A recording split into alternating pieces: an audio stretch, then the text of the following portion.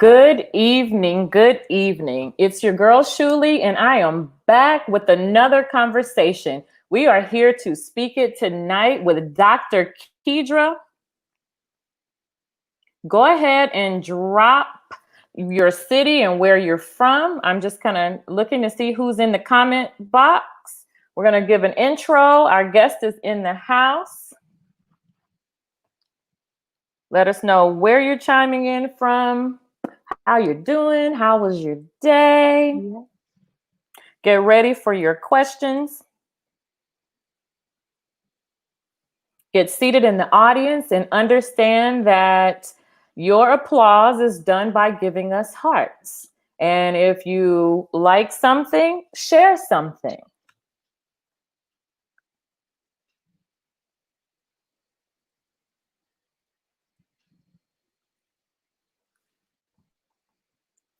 All right. We are here to speak it with Dr. Keidra Spencer. She is from Louisiana, a hometown girl. She is a family medicine specialist, and she has been working. She is essential. She's on the front line. She's been helping people overcome for years their health challenges, but I'm going to let her tell her story. I don't want to talk too much. So we're going to go ahead and start this. Dr. Keidra Spencer, tell us about yourself. Yes, thank you for having me tonight, Shulie. I am Dr. Keidra Spencer, born and raised in a small town of Franklin, Louisiana. Did my undergraduate pre-med education at the Xavier University of Louisiana, the best in the land in pre-medical education. After undergrad, I did my med school at LSU School of Medicine in New Orleans, Louisiana. And thereafter, I love New Orleans. It is a part of me. So also I did my residency at East Jefferson Medical Center in Metairie, Louisiana, which is a suburb of New Orleans. Thereafter, the love of hometown kept biting at me. So I went back home and took on the arduous task of starting a private practice immediately out of residency. And it has been a wonderful experience. My patients are family, my family are my patients, and vice versa. So we all come together in a loving way, in a very nurturing environment to make sure that the health of our community is at the forefront. So hence here I am tonight, wanting to step outside of the 8x10 of the exam room and offer and share information with the rest of my family to stay well during this COVID-19 pandemic. Thank you so much. And again, we're glad that you're here. And we have people, Baldwin, Louisiana. We have Miss Lancelin, and we have First Lady Donna Lancelin, I'll say. Lady. Yes. And then Tammy Son from Lafayette, Louisiana. We have Houston in the house. And people are coming in and getting seated. We have Franklin, Louisiana. It looks like you have your people in the house. And like you said, family. Tell me about family medicine. Of all the types of medicine that you could choose, why family medicine? So I chose family medicine because family medicine gives me the chance to take care of a person pretty much from childhood on through adulthood and towards the end of life. So I get the opportunity to take care of every aspect of a person, their whole being, and not just bits and parts like sometimes you can find in subspecialty care. So I get a chance to form bonds and relationships with not only my patients, but their family members, their friends, so we can work together as a community to strengthen and improve the health of our community. So I chose family medicine simply because I love people. Okay. And when you love people, I want to be able to help and treat the whole person. So family medicine was a niche for me. Okay. Love it, love it, love it. And then typically, let's talk about the type of clients you see in your practice. Well, I'm saying clients, switch over. I'm get out of my work mode here. What type of patients you see in your practice? Like you said, you choose family medicine, but because I want to do a comparison. What type of problems were you seeing before versus what you're seeing now? So in family medicine, we treat both acute and chronic conditions. Acute conditions can range from upper respiratory infections, lower back pain, skin infections, skin rashes, dermatitis, viruses, you name it. Anything that happens acutely in a setting of a few days to a few weeks is considered acute care. So we do the bread and butter of acute care, but we also specialize in chronic care, conditions that are hypertension, diabetes, kidney disease, heart disease, high cholesterol, hypo and hyperthyroidism. Any aspect of a patient's organ system, your primary care physician, i.e. your family physician, is well versed and adept to help take care of those conditions and refer you to subspecialists when the opportunity and the need arises for further care.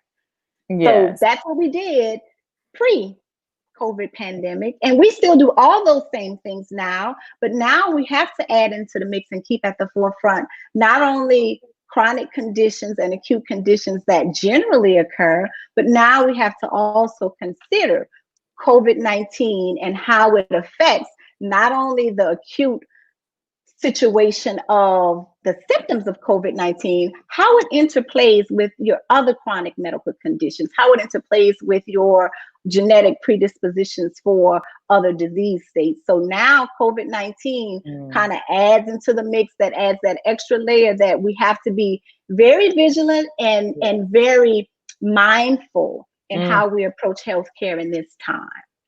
Yes. And you're talking about those pre-existing conditions and things like that. Tell us how that plays into or factors into the risk for COVID. We've heard so much information, but we want to talk about things specifically that impacts people of color, specifically African Americans. So we've heard that about diabetes. We've heard about high blood pressure and things like that. Is that it, or is there more to it than that? Well, that's not it. There is more to it. We've all heard, according to the CDC recommendations and other governing bodies, that people who are vulnerable in terms of COVID-19 are hypertension. You know, that's a part of our predisposition in the African American community and population. Diabetes, chronic kidney disease, also chronic respiratory illnesses such as asthma, such as COPD, play a part in factor. There's also now, and I want to make sure that we understand that COVID-19, coronavirus, is actually so new to us, where we are all, including healthcare professionals, in a state of hypothesis, where we're right now making educated guesses on what the outcomes and aspects and what truly the ins and outs of COVID-19 is. So as I speak right now, I want to caution you that we are all right now, day by day, we all notice and recognize that day by day, recommendations change. Day by day, as we get and gather more information and share information among colleagues and among scientists, we're learning more. So our recommendations change. And I'm saying all that to say this. Yes, predisposing conditions play a major factor in how well a person who would be susceptible to a poor outcome once coronavirus is contracted. Another thing that we found in medicine, that it looks as if the verdict is still completely out, because we're going to need to do retrospective studying after the fact to really get the ins and outs of what the true science is, number wise, statistic wise, behind everything. But vitamin D, I want to mention that at the forefront while I'm here with you guys today, because studies are out there and it's strongly right now being looked at that vitamin D may play a part in helping the immune system when coronavirus is contracted, at being able to respond to helping beef up the immune system, those cells that are responsible for attacking the virus and ridding and clearing the system of it. So vitamin D we've always known that vitamin D has a few important roles, right? The important roles of vitamin D, first, we know bone health. Metabolism, it plays a part in. It plays a part in cardiovascular health, metabolism. But we also know that vitamin D has a role in immune health. And so here we are right now in the setting of COVID-19. Vitamin D, we get it in two major ways. First is through natural sunlight absorption. Our body synthesizes vitamin D in that way. So because we are African American, that beautiful melanin that we are all composed of, some of us more than others, but all of us have some of it. Yes. As it is protecting us from sun exposure and other conditions that can be detrimental, it also plays a part in not fully allowing us to synthesize vitamin D as well as our counterparts. So we're more prone to be vitamin D deficient. And vitamin D deficiency, in retrospective studies, the few that we have right now, we're seeing that people who have been or are vitamin D deficient at the time of contracting COVID-19 actually fare a little bit worse than others in terms of morbidity and mortality when they are documented vitamin D deficient. So what does that mean? Yes. Here's the basic spiel. All of us, I said, we don't absorb vitamin D as much as our counterparts. So a great deal of us as African Americans and people of color, not just African Americans, but other brown people as well, are more than likely deficient in vitamin D. Even without your doctor running a vitamin D test, great deal can say that vitamin D, we can have it supplemented. How do we supplement vitamin D? We get it in our natural American diet, but the most important thing is outside of sunlight supplementation, over-the-counter vitamin D supplements. They range anywhere from 1,000 units a day to about 4,000 units a day. It's a capsule you can buy over the counter for a few dollars. Vitamin D supplementation right now would be a good thing. People ask my patients, well, Dr. Spencer, what can I do for my health? I am social distancing. I am making sure I'm washing my hands thoroughly. I'm wearing my mask. What else can I do to help me stay well, to help my loved ones stay well? Vitamin D supplementation would be a good recommendation. Now, vitamin D, like any vitamin, there is such a thing as too much. So you don't want to overdo it, because vitamin D elevations can have untoward effects in a person's system too. It can cause kidney dysfunction, kidney stones. There can be other issues. So you want to make sure you're not overdoing it, but I would definitely recommend a vitamin D supplementation along with a regular multivitamin. If you're already on a multivitamin, adding that additional vitamin D supplement should not cause you harm, because it would not go above the daily recommended dose of your vitamin D that's contained in your multivitamin plus that supplementation. Good. Okay. First of all, thank you for the people that are tuning in from Denton, Texas, Baton Rouge. We have people that are chiming in, coming on. Dr. Keidra Spencer did not come to play. She's already given us information, talking so much about the vitamin D. Okay. Vitamin D. My follow-up question about that is, when you go, should you go get your numbers checked? Right now, we know maybe is not the best time, but is it something that we should do? So it's a two-part. Should we go get our numbers checked? And then also, what's the number? Like, what's the magic number for having the right amount of vitamin D? Vitamin D, definitely during a standard wellness screen or checkup, that is, if you do not know your vitamin D levels, it is something that definitely I'd recommend you discussing with your physician. Should I be having my vitamin D levels drawn? And the recommended vitamin D level is anywhere from about 30 to about 50 is a good comfort zone for a good vitamin D level. Toxic range of vitamin D is beyond the 100 range. So there's a wide window.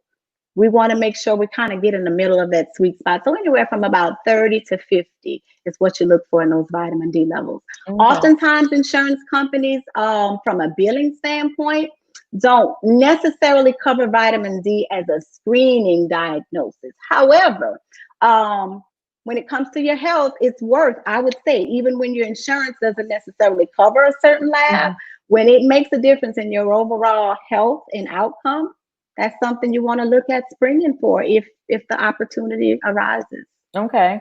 And then, okay, so we have Mr. Curvey, Mr. Wayne Curvey. I was taking 2,000 IUs of vitamin D. Today I started taking Prevagen and the same amount of the pure vitamin D. My primary said that it is an excellent replacement and the dosage is the same as the 2,000 IU. So any recommendations for brand? Is that what he's talking about? More of a brand? So with the Prevagen that he's talking about, it is a vitamin supplement, and Prevagen actually has higher doses of vitamin D than the standard multivitamin. A standard multivitamin has about 400 international units of vitamin D. Okay. So in combination, as long as you don't exceed the recommended, I would say make sure you're not taking anything more than 5,000 units of vitamin D a day, and you should be okay and not be in a range of any kind of toxicity at all.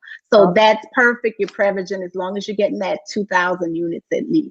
Okay. And then Karen Barnes said, I take 2,000 IUs once a month along with 1,000 over the counter.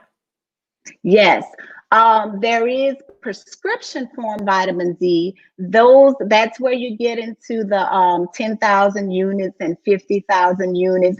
That prescription level vitamin D is oftentimes prescribed when your healthcare provider measures your vitamin D level. And if you're found to be significantly low in vitamin D, sometimes we'll prescribe the prescription supplementation until your levels are in adequate range. And then sometimes you'll be switched over to the over-the-counter version. Okay. Now, are there certain symptoms that one could consider before they have an opportunity to get a test? So say they come in and they say, oh, I'm so tired, or I'm so this. Are those things that you can kind of put together or piece together in a puzzle to say, oh, it seems like your vitamin D might be low? What does that look like for us, like day to day, if it's low? So vitamin D, honestly, oftentimes does not have a specific symptom. Okay. However, there's a host of nuances that can be seen. Fatigue is one of them. Doc, I've been tired a lot. I exercise. I'm taking care of myself. I'm eating right, but I'm always tired. Sometimes vitamin D can be associated with musculoskeletal cramps and pains when a person is deficient. Vitamin D also plays a part in mood to a certain extent. So vitamin D, you can't really look at it and say, oh, you have these symptoms, A, B, C, D, so you must be vitamin D deficient.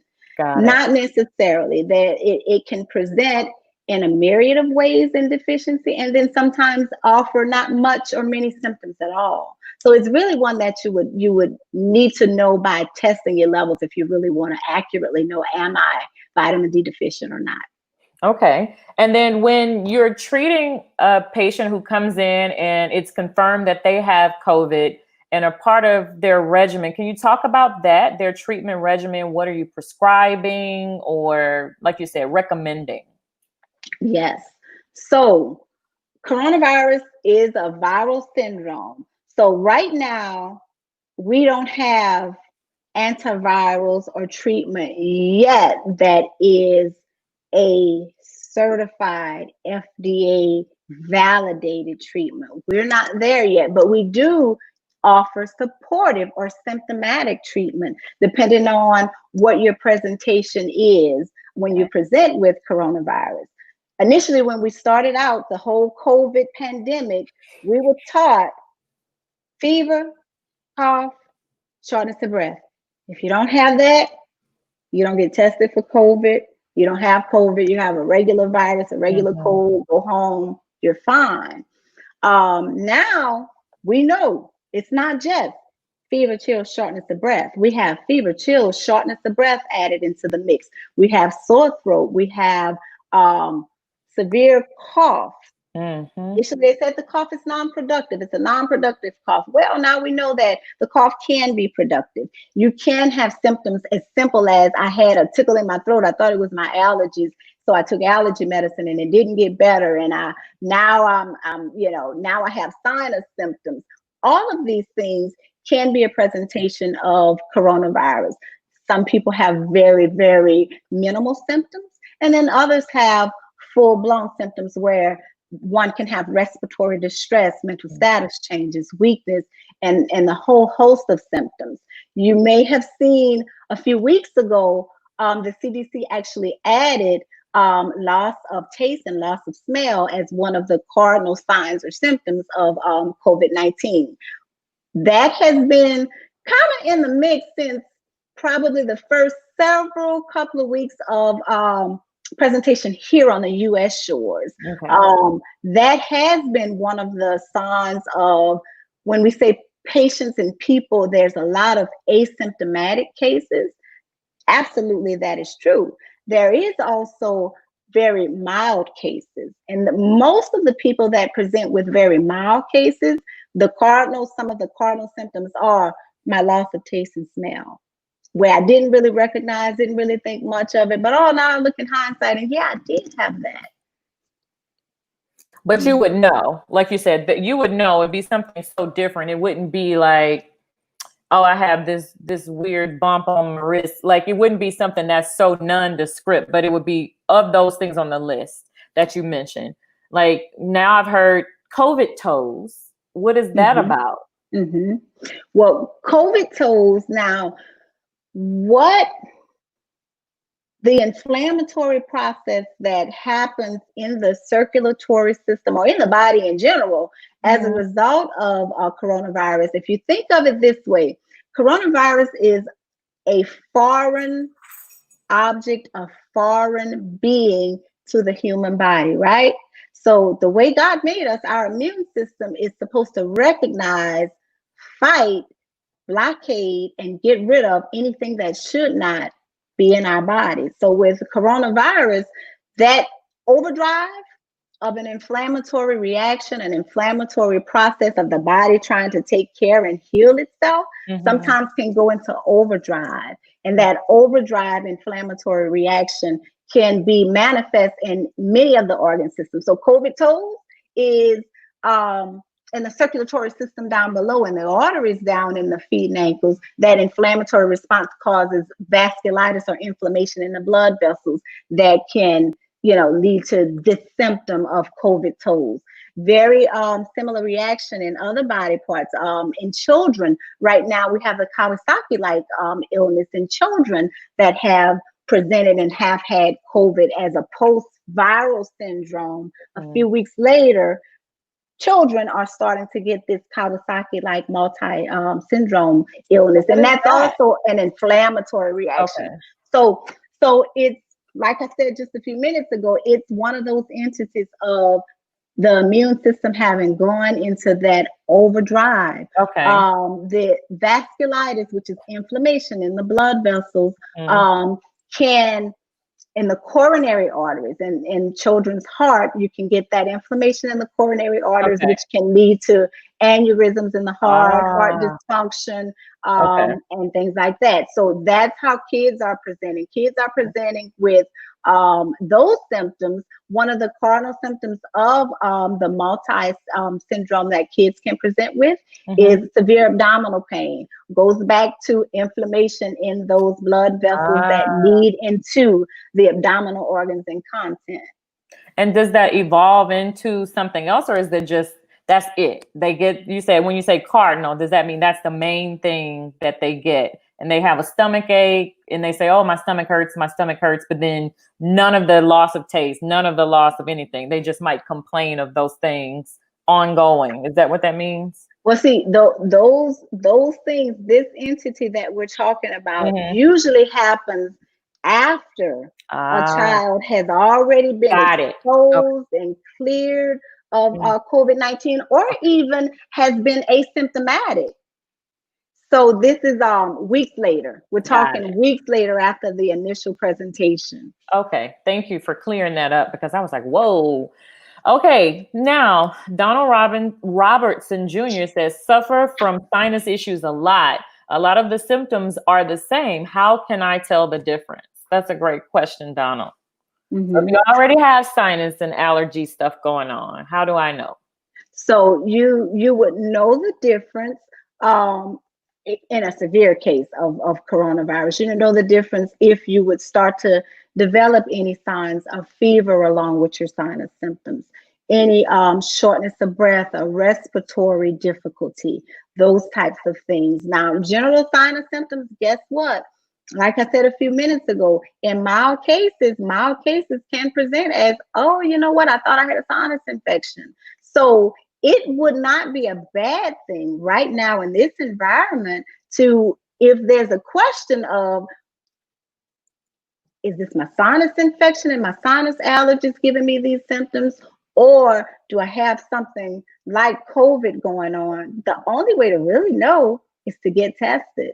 That's where in the healthcare community, I think we lost some ground, lost some footing, because we were just looking for these few things and these few types of symptoms to say, oh, we should test you for coronavirus, when we missed a lot.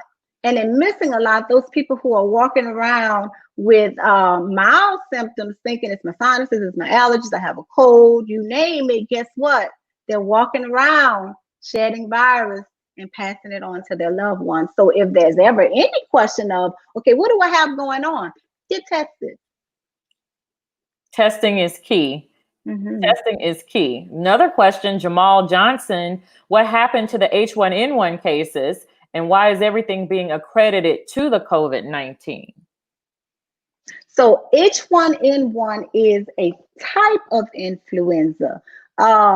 When you say what happened to the H1N1 cases, you may be referring to a few years back when that new strain of influenza H1N1 came into the scene. It was at the forefront. Now, when you say what happened to it, we immunize against influenza type A's and type B's, all the more common strains of influenza from year to year. So that H1N1 that you're referencing is actually rolled in a standard part of your yearly immunization since 2009, that time frame when that new strain was found. Okay, and then the second part is, why is everything being accredited to COVID-19? And is that even true? Because I've heard people say, well, I don't even think it's as bad as we think or as bad as they say. I just think if something happens, they're trying to scare us and they're calling it COVID-19. So this is a good question. Mm-hmm. What would you say to that? And in my experience as a healthcare professional, now I can only speak for the experiences and the population of patients that I know the hard and true facts on in the area. So I can speak to COVID-19 when you say everything is being accredited to COVID-19. COVID-19 is a serious condition because it can range from mild severity to severe. So in healthcare, we don't try to ascribe and accredit other conditions, other diseases to COVID-19, but definitely COVID-19 right now, because it's, like I said a few minutes ago, because it's fresh, new, we don't have immunity to it, the majority of us. We don't have a vaccine. We don't have a curative treatment.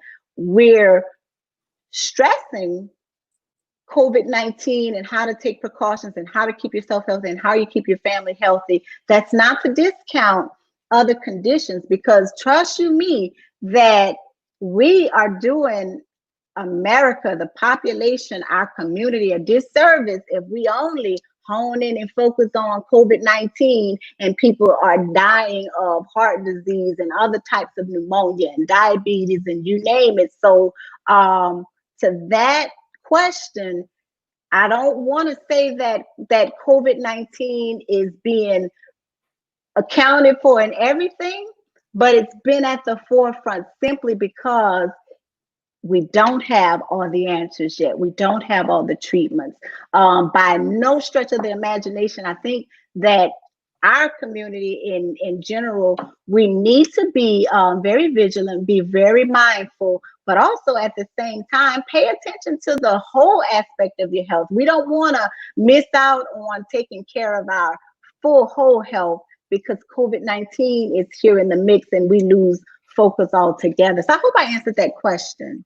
I think you answered it quite well. And I'm thinking also as it relates to COVID-19, we're going into the summer months, even though it seems like we can't tell right now because the weather is all over the place.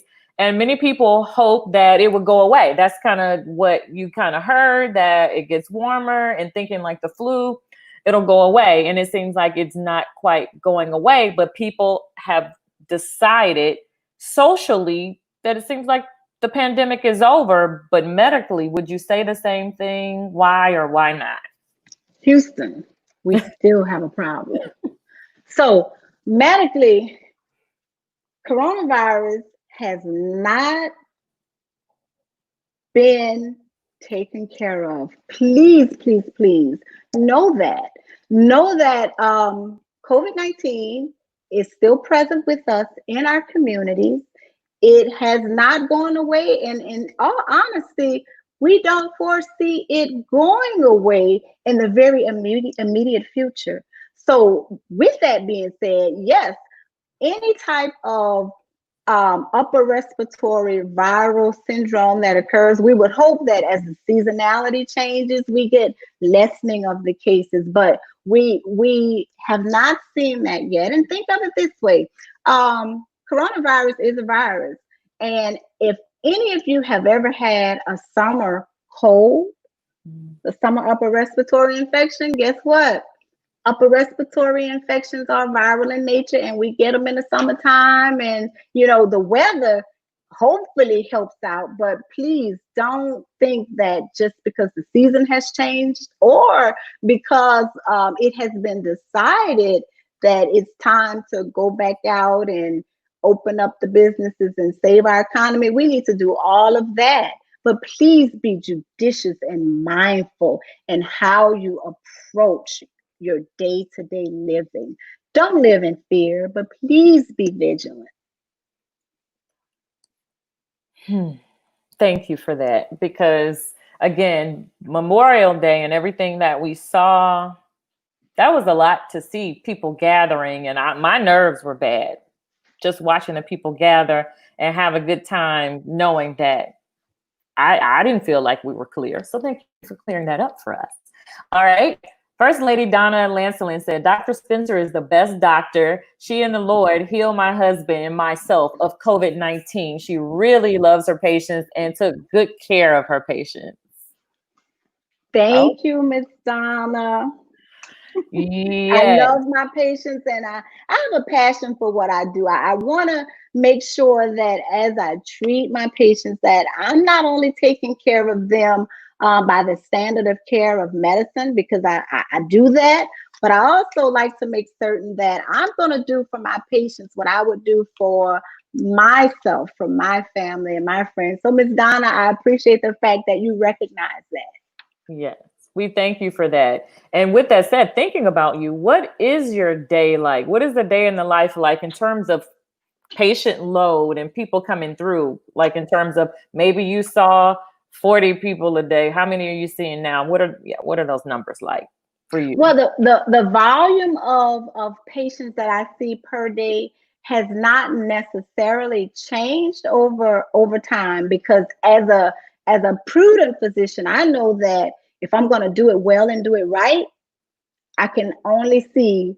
a certain amount of patients per day. Now, that may mean I'll see you tomorrow, but I want to make sure I'm taking the best care of you when I see you tomorrow. So the volume hasn't changed, but the amount of cases and COVID cases has definitely changed over time. Okay. Initially, when the pandemic started, I would say that in a day's time, I may have treated and seen about maybe 2 to 3 cases a day. And then those cases kind of ramped up to where, now I am in primary care. I don't work in the ER, I don't work in urgent care. So this is just primary care. Okay. The cases ramped up to where I could see anywhere from 8 to 10 cases a day, which that's a lot of cases when you're looking at 20 something people a day and you got 8 to 10 of them. Yeah.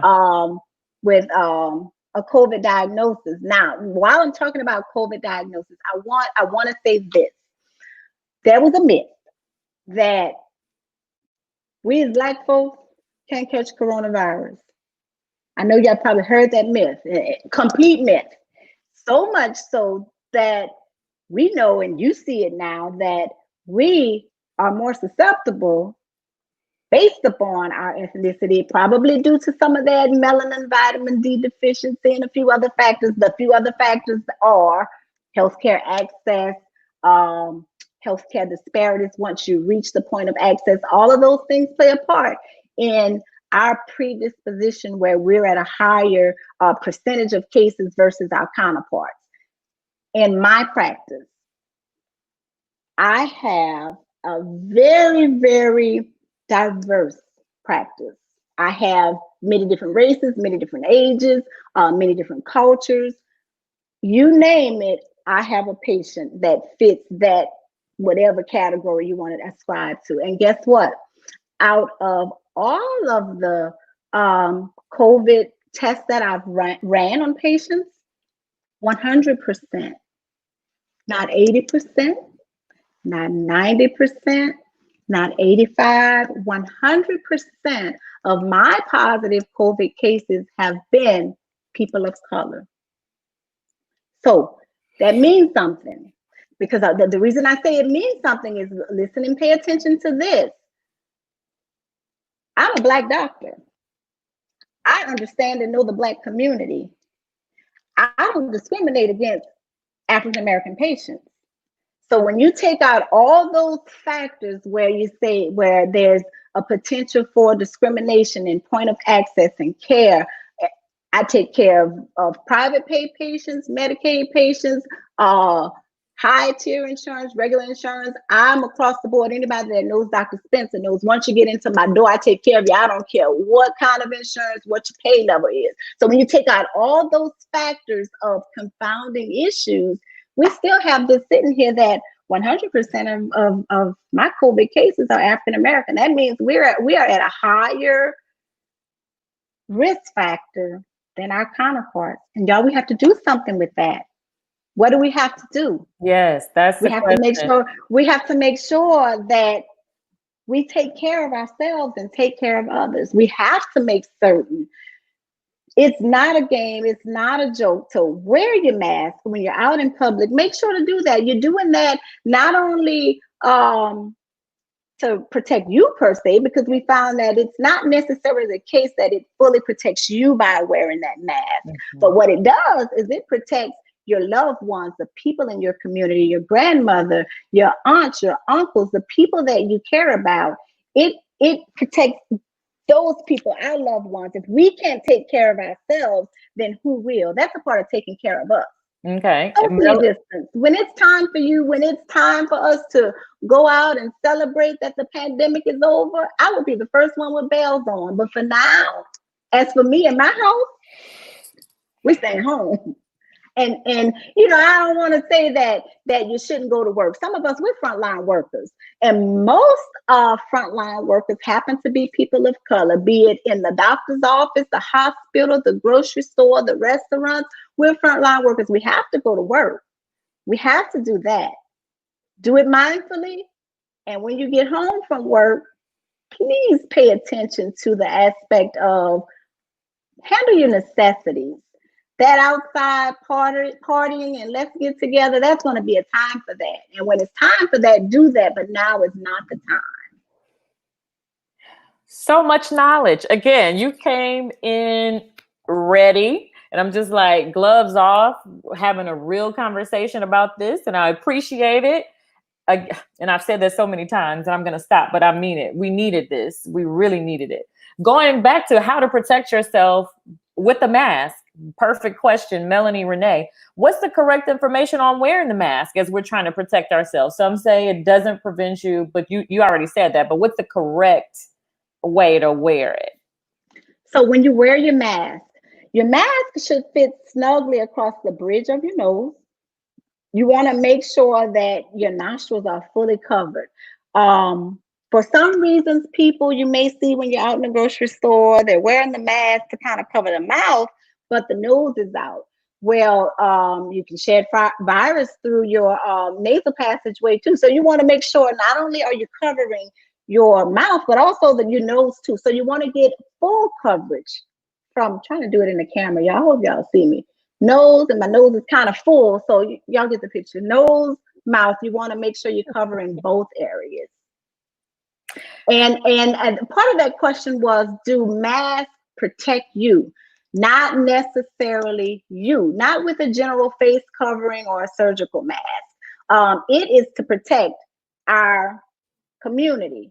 Now, there are other masks like the N95 mask and other type of respirator masks that has some protection per se for you, the wearer. However, those should be reserved for essential workers, people that are exposed directly to respiratory droplets from people who have coronavirus. So doctors, nurses, if you're a barber and you're barber, I would say if you can get a hold of an N95 mask and you got to go to work, that would be protective for you. If you work out in close contact situations, nail technicians, anywhere where you are constantly exposed, not just out grocery shopping and doing your normal routine, but when there's constant exposure, something like an N95 mask would offer some protection for you, the wearer, as well.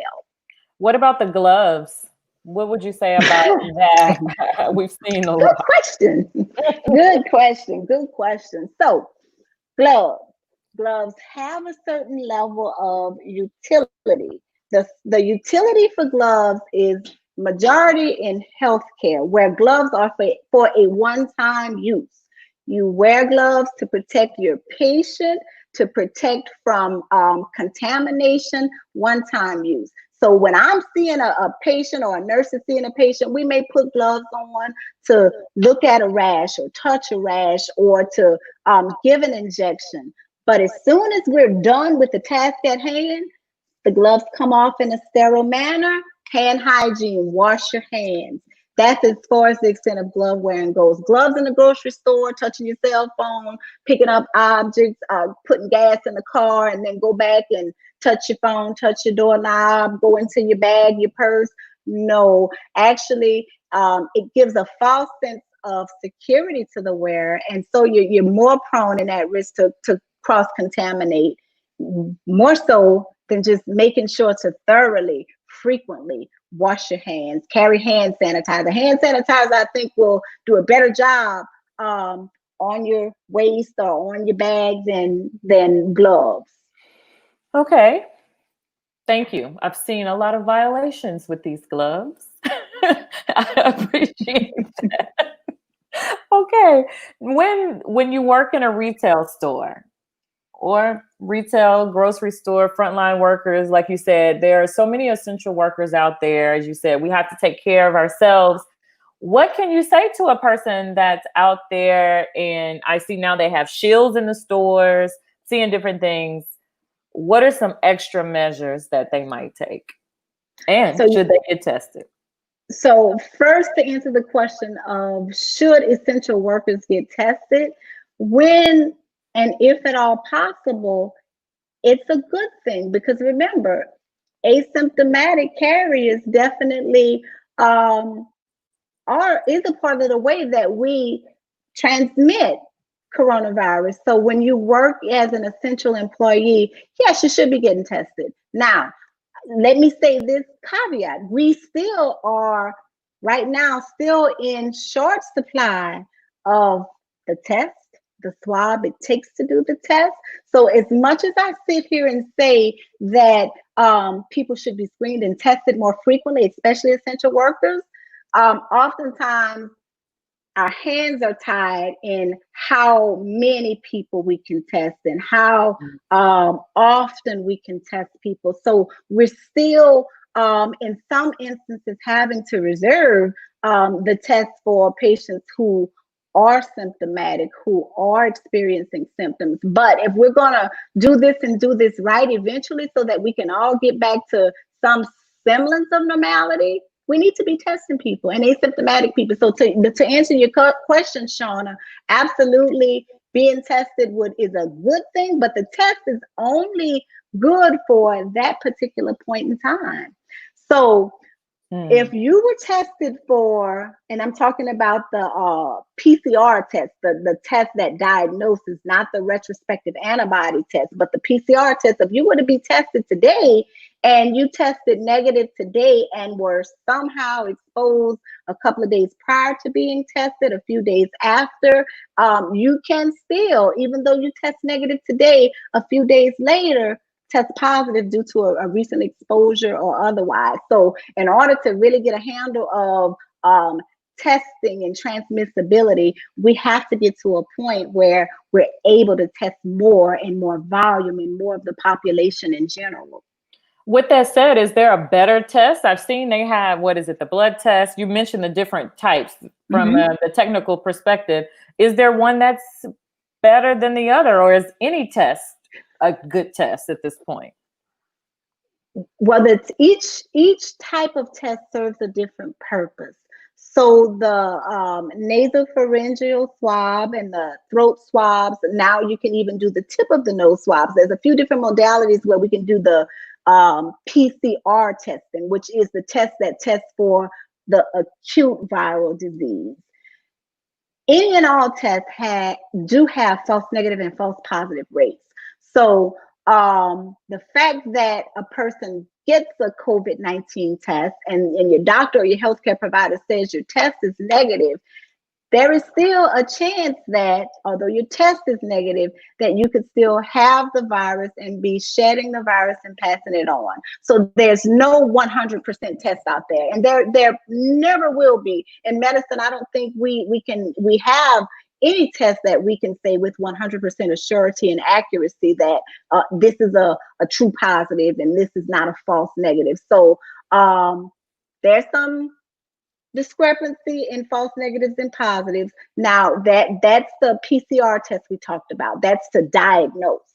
Now we also have antibody testing. Antibody testing is kind of look back and see, has a person been exposed to coronavirus? Because when you are, our immune system responds to that exposure and starts to create antibodies and other cascade factors that are now evident in your body when we test through the blood. That kind of antibody testing, there's out there now many different tests, like antibody tests, tens and tens and tens of different companies that make these tests. Some of them have been vetted and validated by the FDA and CDC, and some of them have not. Even those that have been validated, we're seeing that the chance of an inaccurate result is very high right now. So we're looking at right now, sometimes up to about a 50% chance of an inaccurate test result. So we were hoping and we were looking forward to antibody testing being a part of the answer to us being able to start to live life again, go to work again, start to do our normal routines. We're not there yet. Even that kind of testing, we realize that, okay, we got to keep looking at this thing. We got to do better so that we can get more accurate results, so that we can in confidence be able to say, let's look at moving forward. Yes. Question: how often should one get tested? This is by Linda Vappy Miller. That is a good question. I would answer that question in this way. How often one should get tested depends on the community in which you live. Meaning this, how rapid is COVID-19 in your community is going to play a factor in how often you get tested. But the main thing, I'll be honest with you, I'll say it again, the main thing is testing supplies. Are there enough supplies to test?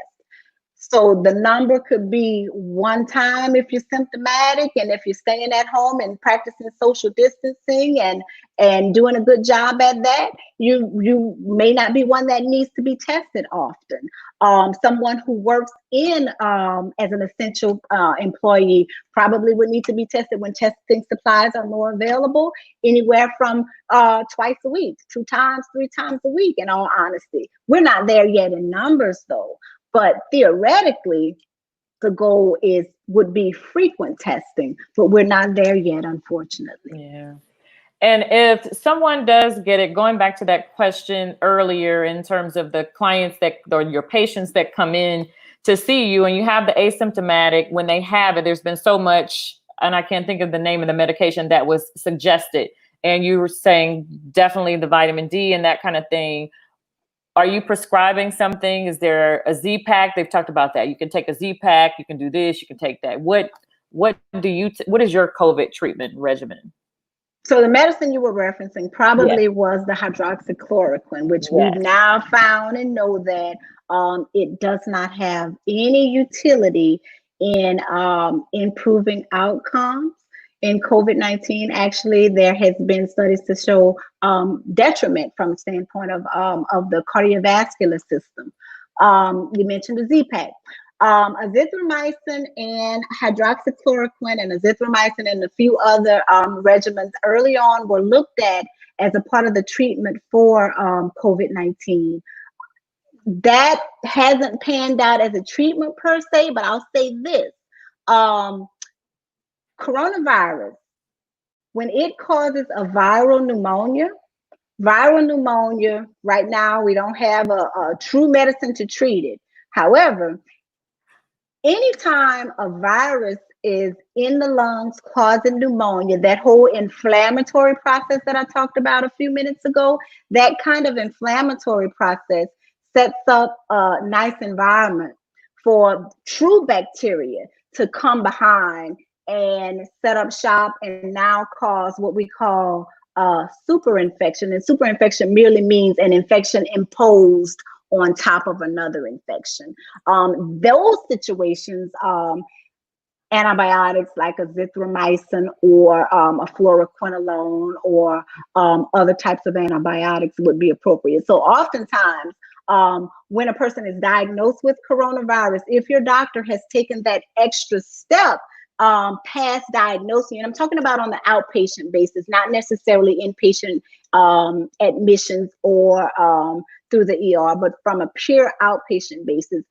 If your doctor has taken the extra step at past diagnosing you with coronavirus and gone on based upon your symptoms, because everyone doesn't need a chest x-ray and a full all-out workup. If you have mild symptoms, you don't need that. But in people that have shortness of breath, respiratory symptoms that are significant enough, I would recommend, it will behoove to also have a chest x-ray done. Why is that? Because a chest x-ray will let us know, has this coronavirus caused pneumonia? Because we can see pneumonia on an x-ray. Pneumonia looks like a certain thing on x-ray when we look at it. When we auscultate and listen at the lungs, you can often hear breath sounds that sound pneumonic in process. Those people, when you have an x-ray that looks like coronavirus type of pneumonia, I would say it would not be a bad thing to also in concert treat for potential superbacterial infections that can come behind in a post-viral state.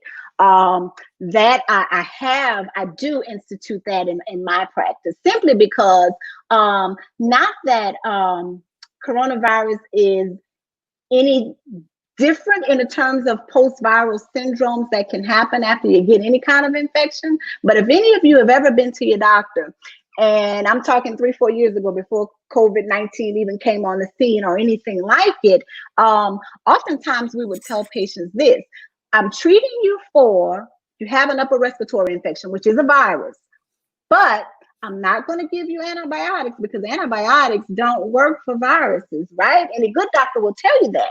But we also say within 7 to 10 days, if you're not better, give me a call, because then I would prescribe antibiotics. And we're not saying that because in 7 to 10 days your virus is worse, so now you need antibiotics. No, it's because we know that in that time frame, either you're going to get better, clear the virus completely, or that virus is going to hang around long enough to set up a nice, cozy home for other bacteria to want to come on in. And that is the concept where I find that it benefits to also in COVID-19 pneumonia, also treat for potential bacterial superinfections. And my patients that have been diagnosed with COVID pneumonia have done pretty well with that kind of concept into play. It's not new science, not new medicine. It's what we know in treating viral symptoms and viral syndromes. And once they have it, are they immune? That's another thing that's going out there, a myth. Are you immune to it? I've had it. Are you immune once you have it? When they say, I've had it, I already had it already, so I'm okay. Are you immune to it once you've had it? And we would hope so. Heal? Okay. We would hope so, but we don't know that. We don't know that yet, right? Because we're still just a few months in. So we don't have all those major retrospective studies to tell us that.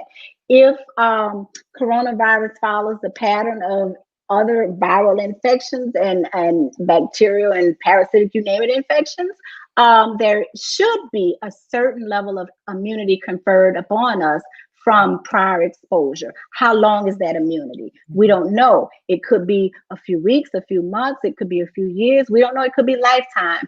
We're not far enough into COVID-19 for us to really be able to say, give an answer like that with confidence. Perhaps we hope and we expect that it should offer some degree, but we're not certain. So in that case, even if you've had COVID-19, you still treat yourself as if you could potentially be reinfected because the verdict is still out. We don't know that. Be safe, wear our gloves. One time only if we have to wear the gloves. Like you said, use our hand sanitizer, wear the mask properly, treat it. Take it seriously. We haven't been released. Is that pretty much it? That's pretty much, that is the gist. You are not released. Do not pass go. Do not collect $200. Not today. Not today, not tomorrow.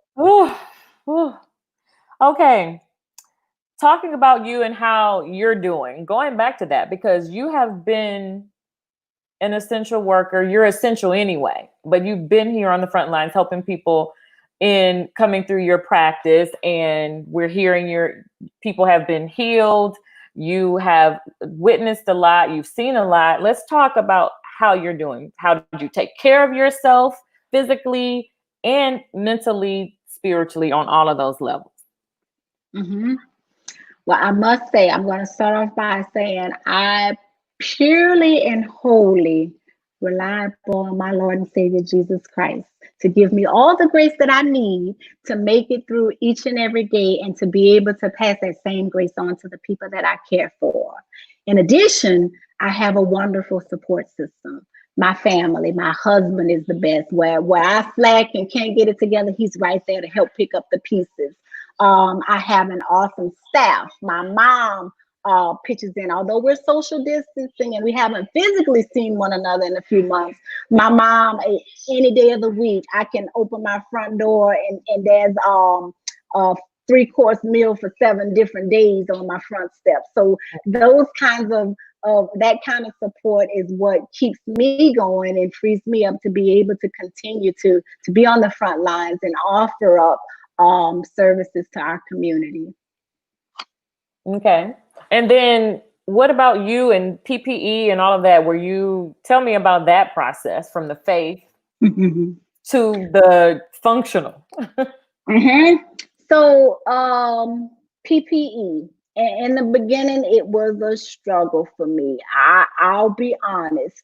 The first several weeks, there were times where that N95 mask that I mentioned about maybe 10 minutes ago, I would have to use that thing probably for 10, 12, 15 days. I think the one time, the longest length of time I counted where I had to reuse the N95 mask, I think was like 16 days.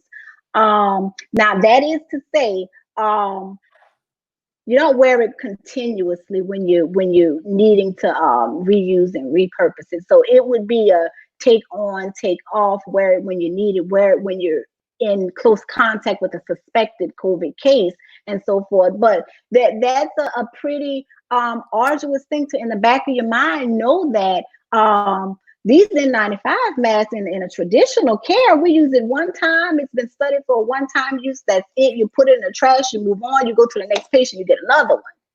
So what is this N95 mask? How well is it protecting me and my family that I have to go home to when I've used it for 16 days? You know, so those types of PPE shortages were very, very mind-boggling. I recall a few weeks in, that my administration has been wonderful, by the way, of making sure, however, we got to find a way to get you another N95 mask, Dr. Spencer. We're working on it. We're going to get it to you. So they were good at when they could get it for us, but through no fault of their own and through no fault of anyone in our local system, just the supply and demand was off kilter.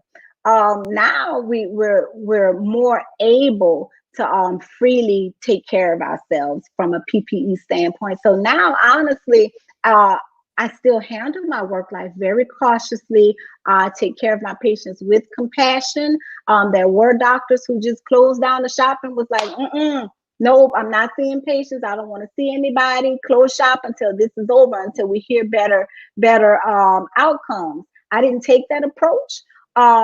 I stayed open and I stayed on the front lines, and I was there for my patients, all the while doing that, definitely knowing that each and every day I was putting myself on the front line and at risk in addition to my family. But right now, we're in a better place, a better space. It's not over, but I can take better care of you guys, and knowing that that when I enter the room to take care of you, that I am well protected, so that not only I can take care of my patient who I'm treating for COVID, but also the patient tomorrow and the next day and next week that's going to need care too. You are our shero. I look at the time and I think, wow, people still have questions, and we can kind of answer them on the back end when we close out. But I just want you to give us a warning and a message of hope as we go forward. How do we sum this up with a warning and a message of hope? Let's do the message of hope first.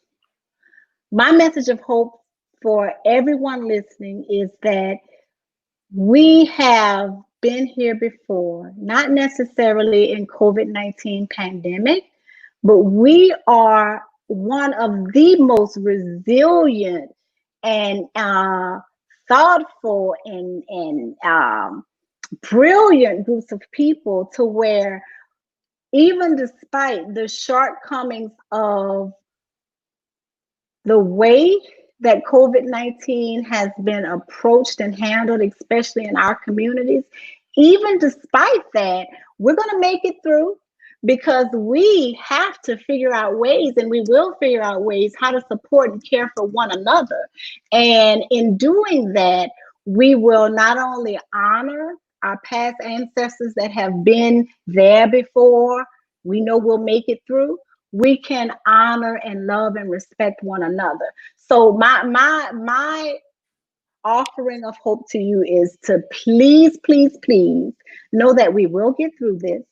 And when we do get through this, it's gonna be the result of not only our medical community, the different various governments pitching in and helping out, but for the majority, it's going to be us that makes a difference in our own community. So that's the hope I offer to each and every one of you here. We've been here before, not necessarily COVID, but we have climbed and surpassed mountains that seemed insurmountable. So we'll make it through this.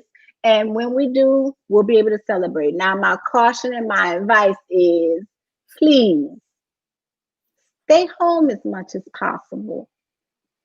The world is open, but don't open you in your home yet. When you have to go out, you have to go to the doctor, you have to go to work, that's one thing. But to just be out lollygagging and caution to the wind, please don't do that. Our loved ones are dependent on us. Make sure, and the next thing and the most important thing that I want to offer to you, now I'm stepping outside of Dr. Spencer right now. Now I am walking in the realm of Keidra Spencer, a young lady that loves the Lord and knows God is my source. I want to offer that to each and every one of you. That's also the extension of hope that I offer to you. The Bible teaches us that God didn't give us a spirit of fear, but he gave us one of love, power, and a sound mind. Now, I want y'all to remember the love and power part. We got that. That sound mind part, pay attention to use that. Use the knowledge that's being shared with us. That's a part of that sound mind. Make good, wise decisions, godly counsel, educated medical counsel. That sound mind part is a big deal, just as much as the love and power. So that's my advice to you all. And with that said, I will invite you to join the conversation in our Fear to Freedom group. That was perfectly said. We aspire to empower and embolden people with the Speak It podcast to exercise their power, to speak a thing into existence. Words matter. That's why we have conversations and we speak truth and we give people information so that they can live and walk in their purpose. And you have to be healthy to do that. Thank you for giving us the information and the hope and a way to continue to move forward in this. Thank you all for tuning in. And there were some people that had a couple questions. Dr. Spencer and I will hang around and answer a couple of them in the chat. So go back to the comments. Thank you all for tuning in. Make sure you share this message. More people need to know this. This is great information. Share it on your social media. We're on YouTube. You can like it and share it, and just make sure that people know that they're informed on the things that they should be doing, things that they should be taking, how they need to take care of their bodies. And until next week, I encourage you to go out and speak it. Thank you. Thank you.